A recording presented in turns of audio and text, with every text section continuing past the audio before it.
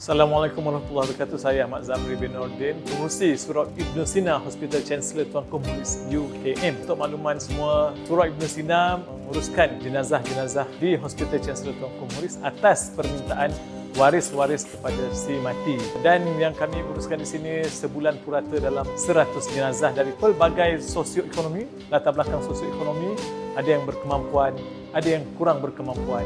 Dan sepanjang kami menguruskan jenazah di sini, setiap jenazah kami menyediakan peralatan jenazah, kelengkapan jenazah yang lengkap yang dibeli daripada pihak luar, dan kami akan mengenakan kos sebanyak RM450 bagi satu jenazah. Namun begitu, ada juga yang kita terima jenazah-jenazah yang kurang berkemampuan ataupun tidak ada ahli waris dan yang mana memerlukan sumbangan-sumbangan tertentu untuk kelengkapan jenazah. Alhamdulillah, pada hari ini kita menerima impak daripada Yayasan Adi Azhar dan para penginfak yang telah memberikan kami set pengurusan jenazah yang akan kami gunakan kepada mana-mana jenazah yang kurang berkemampuan ataupun tiada waris untuk menguruskan jenazah berkenaan.